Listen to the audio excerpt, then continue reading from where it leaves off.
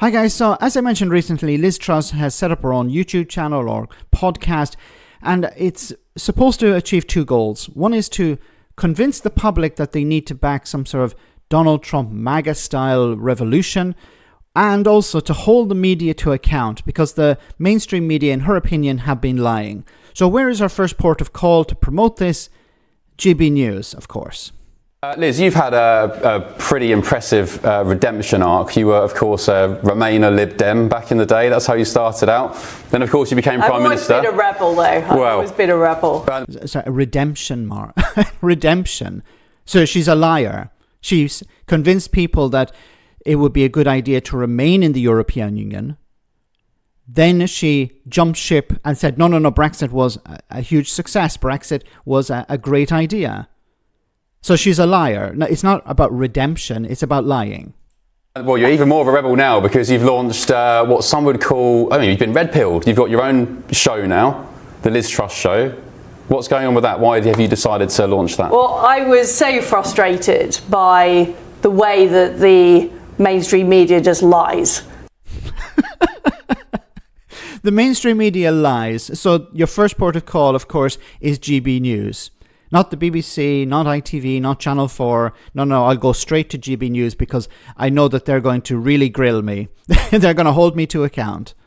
About what's happening in Britain, whether it's about our migration problem, whether it's about the economy, what happened when I was Prime Minister.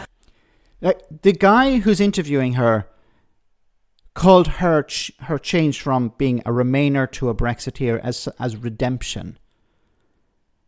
Do you think she's actually going to be grilled? Do you think she's going to be held to account? Of course not. And she's talking about how the media is lying about immigration and goes on GB News to complain about that. What have GB News talked about how have they presented the issue of immigration?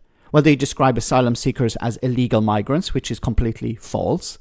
They talk about how they're in 5-star hotels or 3-star hotels or luxury accommodation, which is completely false.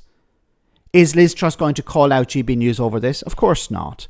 So why is she talking about the media lying when her first port of call is GB News? Mm-hmm. But also the fact that so much gets censored and suppressed. And, we've got the American president is suing the BBC for lying. I mean, we have a real problem. Jesus Christ. He's not suing the BBC for lying. He's suing it for misrepresenting him. There's a difference between... in what way did the BBC lie? I think the BBC could have a case against Liz Truss here because she's lying, because they did not lie. With understanding what is going on in our country and having an honest debate about it. Free speech is being cracked down on. People are being arrested. And Liz Truss wants the UK to leave the European Convention on Human Rights. And at the same time, she wants free speech protected. Well, under the European Convention on Human Rights, freedom of expression is protected. So why would you campaign to leave the mechanism that protects free speech? Because you're a lying charlatan. Jailed.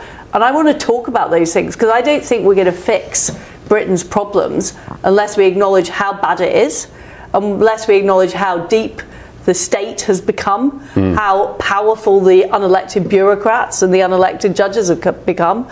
But also, we've got to take on the mainstream media. I look here in America for inspiration. Donald Trump was propelled by alternative media, whether it was... Alternative media. Yes, lying charlatans. People who did not hold him to account. People who welcomed him onto their shows and fired softball questions at him. Yes, Donald Trump benefited greatly from a media class that were looking at how many views they could get if they got Donald Trump on their show. Joe Rogan, Megyn Kelly, lots of the... Yeah, right-wing commentators. You're not talking about anyone who would be willing to grill Donald Trump. You're not interested in people grilling politicians on the right. New stations like Newsmax, that is what made the Trump revolution happen. And I want to see a revolution like that in Britain.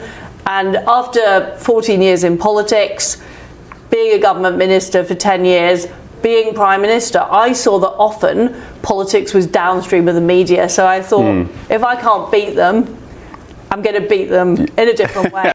If I can't, I think she wanted to say, if you can't beat them, join them. And then she realized, oh, no, I can't say that. So I have to, oh my goodness, it's pathetic.